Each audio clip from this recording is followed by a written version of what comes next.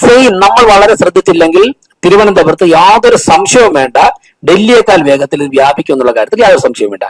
തിരുവനന്തപുരം സിറ്റിക്കുള്ളിൽ പരമാവധി മലിനീകരണം കുറയ്ക്കുവാൻ ആവശ്യമുള്ള നിയമ നടപടി സ്വീകരിക്കും. ആ ബസ്സുകളുടെ സാഹചര്യം പരിശോധിക്കും. എന്താണ് സാഹചര്യം പരിശോധിച്ചിട്ട് ആവശ്യമാണെന്നുണ്ടെങ്കിൽ എല്ലാം തന്നെ തിരിച്ചു വിളിക്കുന്ന തീരുമാനമെടുക്കും. നമസ്കാരം, മലയാളി വാർത്തയിലേക്ക് സ്വാഗതം. അങ്ങനെ VVR തിരുവനന്തപുരം കോർപ്പറേഷനിലെ എല്ലാ അഴിമതികളും തുടച്ചു നീക്കാനുള്ള നടപടികൾ ആരംഭിച്ചു കഴിഞ്ഞു. ഒന്നിൽ നിന്ന് തുടങ്ങുക എന്നുള്ളതാണ് BJP ഇതിലൂടെ ലക്ഷ്യമിടുന്നത്. കഴിഞ്ഞ 40-ലധികം വർഷമായിട്ട് തിരുവനന്തപുരം കോർപ്പറേഷൻ ഭരിക്കുന്ന ഇടത് നേതാക്കന്മാരുടെ ഭരണം അത് തിരുവനന്തപുരം കോർപ്പറേഷന്റെ ഏറ്റവും വലിയ അധപതനമാണ് എന്ന് ചൂണ്ടിക്കാണിക്കുന്ന സാഹചര്യത്തിലേക്കാണ് VVRന്റെ ഓരോ നടപടികളും. പല സംവിധാനങ്ങളിലും അഴിച്ചുപണികൾ തുടങ്ങിക്കഴിഞ്ഞു. കഴിഞ്ഞ ദിവസം ശ്രീലേഖ ഉന്നയിച്ചിട്ടുള്ള കെട്ടിട വിവാദം ഉൾപ്പെടെ അതിന്റെ ഒരു ഉദാഹരണം മാത്രമാണ്. വലിയ ആശങ്കകളാണ് തിരുവനന്തപുരം കോർപ്പറേഷനെ സംബന്ധിച്ച് നിലവിലുള്ളതെന്നും സാമ്പത്തികപരമായി വലിയ കോടികൾ വരാൻ സാഹചര്യമുള്ള പല പദ്ധതികളും കോർപ്പറേഷന്റെ ദുർഭരണം മൂലം കൃത്യമായ ശ്രദ്ധകൾ ലഭിക്കാത്തത് മൂലം നഷ്ടപ്പെട്ടിട്ടുണ്ട് എന്ന് ചൂണ്ടിക്കാണിച്ചുകൊണ്ട് രംഗത്തെത്തിയ VVR ഇപ്പോൾ പുതിയൊരു ഉത്തരവ് കൂടെ ഇട്ടിരിക്കുകയാണ്.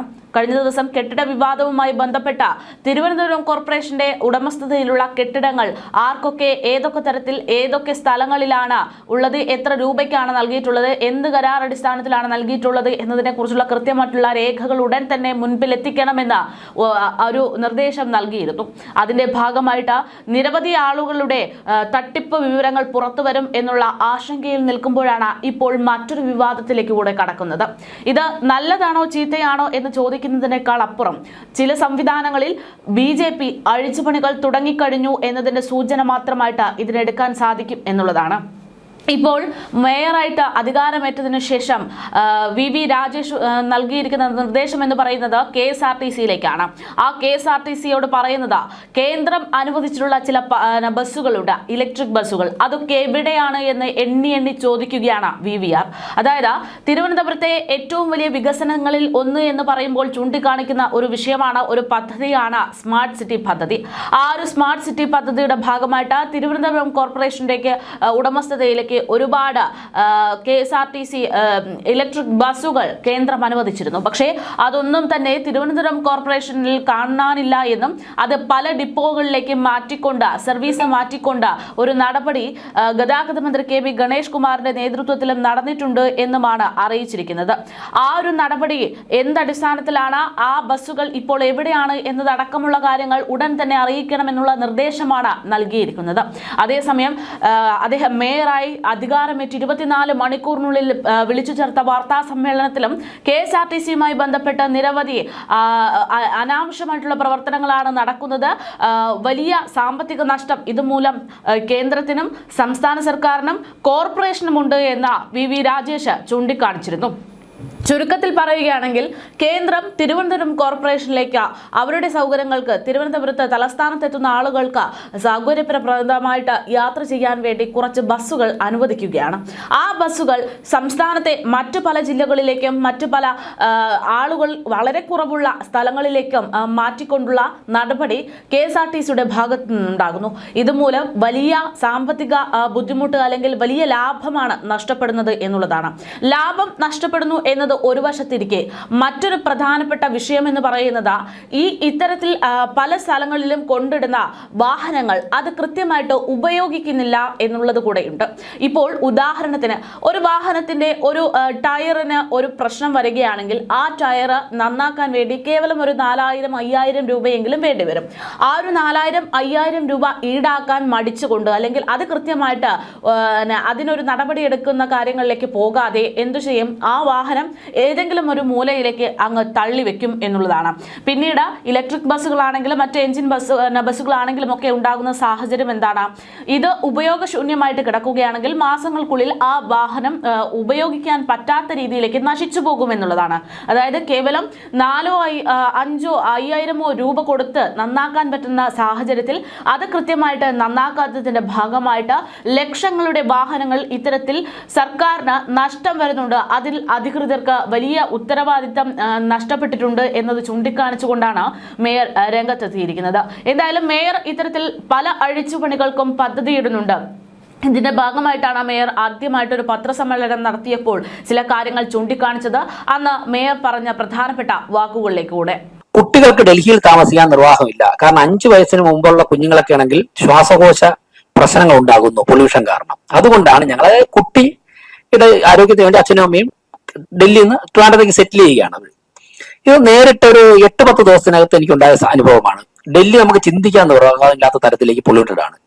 സെയിം നമ്മൾ വളരെ ശ്രദ്ധിച്ചില്ലെങ്കിൽ തിരുവനന്തപുരത്ത് യാതൊരു സംശയവും വേണ്ട, ഡൽഹിയേക്കാൾ വേഗത്തിൽ ഇത് വ്യാപിക്കും എന്നുള്ള കാര്യത്തിൽ യാതൊരു സംശയവും വേണ്ട. ഇത് പരിഹരിക്കുവാൻ വേണ്ടിയാണ് 2070 ആകുമ്പോഴേക്കും ടോട്ടലി കാർബൺ ന്യൂട്രാലിറ്റിയിലേക്ക് എത്തണമെന്നുള്ള ലക്ഷ്യം വെച്ചുകൊണ്ടാണ് നരേന്ദ്രമോദി ഗവൺമെന്റ് തിരുവനന്തപുരത്ത് പരമാവധി ഇലക്ട്രിക് ബസ്സുകൾ അനുവദിച്ചത്. പക്ഷേ ദൗർഭാഗ്യകരമെന്ന് പറയട്ടെ, തിരുവനന്തപുരത്ത് അനുവദിച്ച ഇലക്ട്രിക് ബസ്സുകളിൽ പലതും അദ്ദേഹം പറഞ്ഞതുപോലെ ഇടുക്കിയിലും കട്ടപ്പനയിലാണ് ഓടുന്നത്. ഒടുവിൽ ഞങ്ങൾ ആശാനാഥൻ ഞങ്ങളൊക്കെ ഉൾപ്പെടെയുള്ള കൗൺസിലർമാർ ഇടുക്കിയിലും കട്ടപ്പനയിലും നെയ്യാറ്റിൻകരയിൽ പോയി ബസ് തടയുമെന്ന് വാർത്ത കൊടുത്തപ്പോഴാണ് ചില ബസ്സുകൾ പിൻവലിച്ചത്. ഇപ്പോഴും ഞാൻ മനസ്സിലാക്കുന്നത് ആറ്റിങ്ങൽ, വെഞ്ഞാറമൂടൊക്കെ ഈ ഇലക്ട്രിക് ബസ്സുകൾ ഓടുന്നുണ്ട്. അപ്പോൾ 2 കാര്യങ്ങളാണ് പരിശോധിക്കേണ്ടത്. ഒന്ന്, അന്വേഷിച്ചപ്പോൾ അറിയുന്നത് ഈ ഇലക്ട്രിക് ബസ്സുകൾ സിറ്റിയിൽ മാത്രം ഓടിക്കഴിഞ്ഞാൽ അത് അവർക്ക് സിറ്റിയിൽ പരമാവധി ബസ്സുകൾ ഓടിച്ചു. ഇനി സിറ്റിയിലേക്ക് വരേണ്ട ആൾക്കാരെ ആറ്റിങ്ങൽ, നെയ്യാറ്റിൻകര, നെടുമങ്ങാടത്തൊക്കെ കൊണ്ടുവരാൻ വേണ്ടിയാണ് അങ്ങോട്ട് വിട്ടിരിക്കുന്നതെന്നാണ് അനൌദ്യോഗികമായ ഉദ്യോഗസ്ഥൻ എന്നോട് പറഞ്ഞത്. പരിശോധിക്കണം. ഇപ്പൊ സിറ്റിയിലേക്ക് ആൾക്കാർക്ക് വരാൻ വേണ്ടി കൂടുതൽ സൗകര്യം ഉണ്ടാക്കാൻ വേണ്ടിയാണ് ചെയ്യുന്നതെങ്കിൽ നമുക്കത് എങ്ങനെയാണ് ചർച്ച ചെയ്യേണ്ടതാണ്. എനിവേ, തിരുവനന്തപുരം സിറ്റിക്കുള്ളിൽ പരമാവധി മലിനീകരണം കുറയ്ക്കുവാൻ ആവശ്യമുള്ള നിയമ നടപടി സ്വീകരിക്കും. ആ ബസ്സുകളുടെ സാഹചര്യം പരിശോധിക്കും. എന്താണ് സാഹചര്യം പരിശോധിച്ചിട്ട് ആവശ്യമാണെന്നുണ്ടെങ്കിൽ എല്ലാം തന്നെ തിരിച്ചു വിളിക്കുന്ന തീരുമാനമെടുക്കും. 100%. ഇപ്പോഴത്തെ ഈ സാഹചര്യം വെച്ചിട്ട് ഞങ്ങളെ ഏൽപ്പിച്ചാലേ ആ വാർഡിൽ ഏറ്റവും നല്ല മുന്നേറ്റം നടക്കുകയുള്ളൂ. ഇപ്പോ സ്വതന്ത്രർ ഉൾപ്പെടെ എനിക്ക് തോന്നുന്നു LDF-ൽ നിന്ന് UDF-ൽ നിന്നൊക്കെ നിരവധി കൗൺസിലർമാരെ ഞാൻ കണ്ടു. ഇന്നലെ അവരോട് താങ്കൾ ഉണ്ടായിരുന്നത് എനിക്കറിയില്ല. ഞങ്ങളുടെ ഡെപ്യൂട്ടി മേയർ തെരഞ്ഞെടുപ്പിന് ശേഷം കൗൺസിലർമാരെ അഡ്രസ് ചെയ്തപ്പോഴേക്കും മേയർ ഞങ്ങളുടെ സംസ്ഥാന അധ്യക്ഷൻ രാജീവ് ചന്ദ്രശേഖർ ഉൾപ്പെടെ അവിടെ ഉണ്ടായിരുന്നുകൊണ്ടാണ് ഞാൻ പറഞ്ഞത്. അദ്ദേഹം ഞങ്ങൾക്ക് തന്നിരിക്കുന്ന നിർദ്ദേശം 101 വാർഡുകളിലെയും കൗൺസിലർമാരുടെ ഭാഗത്തു നിന്നും അവരുടെ വാർഡുകളിൽ നമ്മൾ അടിയന്തരമായി ഇടപെടേണ്ട കാര്യങ്ങളെ കുറിച്ചുള്ള നിർദ്ദേശങ്ങൾ നിങ്ങൾ പരമാവധി ശേഖരിക്കണം. അതുൾപ്പെടെയാണ് നമ്മൾ കേന്ദ്ര സർക്കാരിന്റെ മുമ്പിൽ സമർപ്പിക്കാൻ പോകുന്നത്. എന്ന് പറയുമ്പോൾ സ്വാഭാവികമായിട്ടും LDF-ന്റെയും UDF-ന്റെയും ഒക്കെ കൗൺസിലർമാർക്ക് ഉൾപ്പെടെ അക്കാര്യങ്ങൾ ഞങ്ങളെ പിന്തുണയ്ക്കാമല്ലോ. അപ്പൊ സ്വാഭാവികമായിട്ട് വിഴിഞ്ഞങ്കാര് ഞങ്ങളെ തന്നെ ഏൽപ്പിക്കാം വാർഡ്. ഞങ്ങളുടെ കയ്യിൽ കുറെ രേഖകളും കാര്യങ്ങളൊക്കെ ഉണ്ട്. ഞാൻ ഒരു കാര്യം പറയാം, ജനങ്ങളുടെ നികുതി പണം കട്ടെടുത്തവർ ആരായാലും തന്നെ അവർ ആൻസറബിൾ ആണ്. അതിനാവശ്യമായ കാര്യങ്ങൾ ഞങ്ങൾ സ്വീകരിക്കും. ഇത് തിരുവനന്തപുരം കോർപ്പറേഷൻ കൊടുത്ത ബസ്സുകളുടെ കാര്യമാണ് താങ്കൾ പറയുന്നത്. നമ്മളിവിടെ ഓടുന്ന അല്ല, ഇവിടെ ഓടുന്ന അതുപോലത്തെ ബസ്സാണ് ഇതിപ്പോ. അതാണ്, ഇതുപോലെ ഒരുപാട് ഇൻഫർമേഷൻ കിട്ടാനുണ്ട്. ഞാൻ നേരത്തെ പറഞ്ഞൊരു കാര്യം ഇത് കണക്ട് ചെയ്ത് തരികയാണ്. അതായത് നമ്മുടെ പല വാഹനങ്ങളും എവിടെയൊക്കെ കിടക്കുകയാണ്. ഇപ്പോ കോർപ്പറേഷനുള്ളിൽ നിങ്ങൾ ഇന്ന് ക്യാൻറ്റീനിലോട്ട് പോകുന്നതിന്റെ വലതു ഭാഗത്ത് മുഴുവൻ ജീപ്പുകൾ കിടക്കുകയാണ്. ചിലപ്പോൾ ഒരു ജീപ്പിന്റെ ഒരു ടയറായിരിക്കും ഇല്ലാതായത്. ഒരു ടയർ മാറ്റാൻ പഠിച്ചിട്ട് മറ്റു 3 ടയറും അല്ലെ അവിടെ കിടന്ന് പുല്ല് ഓടിക്കുകയാണ്. ഈ ടയർ വണ്ടി ഒതുക്കിയിടുമ്പോൾ എന്ത് ചെയ്യും? നമ്മളൊക്കെ വാഹനം ഉപയോഗിക്കുന്നവരല്ലേ. ഒരു 3 മാസം വാഹനം ഉപയോഗിച്ചാൽ അതിന്റെ എഞ്ചിന് പിന്നെ സ്റ്റക്ക് ആവൂലേ? സ്വാഭാവികമായിട്ട് ഗിയർ ബോക്സ് എന്ത് സംഭവിക്കും? എത്ര ലക്ഷം? അപ്പം ഒരു 3000-ഓ 8000 രൂപ കൊടുത്തൊരു ടയർ മാറ്റാൻ വേണ്ടി കാണിക്കുന്ന അലംഭാവം 10 ലക്ഷം രൂപയുടെ വാഹനം നഷ്ടപ്പെടുന്ന ഒരവസ്ഥയിലേക്ക് പോകുന്നു. എത്ര വാഹനങ്ങളാണ് അവിടെ കിടക്കുന്നത്? ഒറ്റയടിക്ക് ഒറ്റ രാത്രി കൊണ്ട് പരിഹരിക്കാമെന്ന് ഞാൻ പറയുന്നില്ല. പക്ഷെ നമ്മൾ ഇതൊക്കെ അഡ്രസ് ചെയ്യേണ്ടതായിട്ടുണ്ട്. ഇപ്പൊ തന്നെ താങ്കൾ പറയുന്നത് എത്ര ലക്ഷം രൂപയുടെ 3-4 ബസ്, മാധ്യമപ്രവർത്തനങ്ങൾ പറഞ്ഞു, ഞങ്ങളല്ല, എത്ര ലക്ഷം രൂപയുടെ 4 ബസ്സാണ് നെയ്യാറ്റിൻകര കിടക്കുന്നത്. എന്തെങ്കിലും ചെറിയ മൈന്യൂട്ട് മിസ്റ്റേക്ക് ആണെങ്കിൽ അതിനെ കറക്റ്റ് ചെയ്തിട്ട് കൊണ്ടുവന്ന് ഓടിക്കൂടെ? അപ്പൊ ഇങ്ങനെയുള്ള കാര്യങ്ങൾ ഒരു 45 വർഷത്തെ കാര്യങ്ങളൊക്കെ. പഴകിയ ഭക്ഷണം ആൾക്കാർക്ക് കൊടുക്കരുത്, ഇതാണ് ആദ്യം പറയാനുള്ളത്. പിന്നെ ഷോ കാണിക്കാനൊന്നുമില്ല. പഴകിയ ഭക്ഷണം ആൾക്കാർക്ക് കൊടുക്കരുത്. അത് വേണ്ട ഘട്ടത്തിൽ ഇടപെടേണ്ട ഘട്ടങ്ങളിൽ ഞാൻ ഒരു ഭീഷണിയുടെ സ്വരത്തിലൊന്നുമല്ല പറയുന്നത്. പരമാവധി എല്ലാ നിയമങ്ങളും പാലിച്ചുകൊണ്ട് കൊടുക്കുക. ഇടപെടേണ്ട ഘട്ടത്തിൽ കൃത്യമായിട്ട് ഇടപെടും. അല്ല, അത് അങ്ങനെ തീരുമാനം കോർപ്പറേഷൻ എടുത്തിട്ടുണ്ടെങ്കിൽ അതിൽ ചില നല്ല ഉദ്ദേശങ്ങൾ ഉണ്ടാകും. കാരണം ഈ ഫുഡ് പോയ്സൺ ഒക്കെ ബാധിക്കുന്ന ഘട്ടങ്ങളിൽ പാലിക്കേണ്ട മിനിമം കാര്യങ്ങൾ പാലിക്കണം എന്നുള്ളത് കാലം മാറുന്നതനുസരിച്ച് നമ്മളെ ഉദ്ദേശിക്കാത്ത പ്രതിസന്ധികളും പ്രശ്നങ്ങളൊക്കെ വരികയാണല്ലോ. അങ്ങനെയൊക്കെ നിയമപരമായിട്ട് തീരുമാനം എടുത്തിട്ടുണ്ട്. അതിന്റെ അടിസ്ഥാനപരമായിട്ടുള്ള എന്തെങ്കിലും യാഥാർത്ഥ്യം ഉണ്ടാകും. ആരെയും ഒന്നും തടസ്സപ്പെടുത്താൻ വേണ്ടിയുള്ള തീരുമാനങ്ങൾ ഞാൻ അനുകൂലിക്കുന്നില്ല. പക്ഷെ ജനങ്ങളുടെ ആരോഗ്യം സംരക്ഷിക്കാനുള്ള ഉത്തരവാദിത്തം ഭരണകൂടത്തിനുണ്ട്. അതെ, അപ്പോ ഇനി ഒരുപാട് ചോദ്യങ്ങൾക്ക് 5 വർഷം ഉത്തരം നൽകാം എന്നുള്ളതാണ്. അപ്പൊ എന്തായാലും സന്തോഷം. നമുക്ക് നന്ദി പറയുന്നതിന് വേണ്ടി ട്രഷറർ വിനീഷിനെ ക്ഷണിക്കുന്നു. അതിനിടയിൽ ഒരു കാര്യം കൂടി, ഞങ്ങളുടെ മുൻ സെക്രട്ടറി, നമ്മുടെ ഇപ്പോഴത്തെ ഭരണസമിതി അംഗമായിരുന്ന ശ്രീ രാധാകൃഷ്ണൻ, അദ്ദേഹം ഇവിടെ ഉണ്ട്. പിന്നീട് നിങ്ങളത് മാത്രമായിട്ടുള്ള ഒരു മീറ്റപ്രസ് ആയതുകൊണ്ടാണ് അദ്ദേഹത്തിനെ ഇങ്ങോട്ട് വിളിക്കാതിരുന്നത്. അദ്ദേഹം ഞങ്ങളെ സംബന്ധിച്ചിടത്തോളം ഈ പ്രസ് ക്ലബിന്റെ കഴിഞ്ഞ 7 വർഷത്തെ പ്രവർത്തനത്തിൽ വളരെ സജീവമായി നിന്ന ഒരാളാണ്. ഇപ്പൊ നിങ്ങളുടെ ഭാഗമായി മാറുകയാണ്. അതുകൊണ്ട് കൊണ്ടാണ്. അല്ല, ഞാനിന്നലെ ഒരു കാര്യം, അത് രാധാകൃഷ്ണൻ അവിടെ ഉണ്ടായിരുന്നു, ബാക്കിയുള്ള ആരൊക്കെ ഉണ്ടായിരുന്ന അറിയില്ല, പറഞ്ഞത് 3 മുന്നണികളാണ് തെരഞ്ഞെടുപ്പിൽ മെയിനായിട്ട് മത്സരം. ഒന്ന് രാജ്യത്തിന്റെ ഭരണത്തിന് നേതൃത്വം കൊടുക്കുന്ന NDA, 2 സംസ്ഥാന ഭരണത്തിന് നേതൃത്വം കൊടുക്കുന്ന LDF, 3 ഈ രാജ്യത്തെ ഏറ്റവും പാരമ്പര്യമുള്ള പഴക്കമുള്ള അനുഭവ സമ്പത്തുള്ള പാർട്ടികളൊന്നായിട്ടുള്ള കോൺഗ്രസ്. ഈ 3 പാർട്ടികളും കണ്ണമൂലയിലും പൗണ്ട് കടലിലും സ്ഥാനാർത്ഥി നിർത്തിയിരുന്നു. ഞങ്ങളുടെ സ്ഥാനാർത്ഥികളെക്കാൾ കൂടുതൽ വോട്ട് ലഭിച്ചുകൊണ്ടാണല്ലോ അവർ ജയിച്ചത്.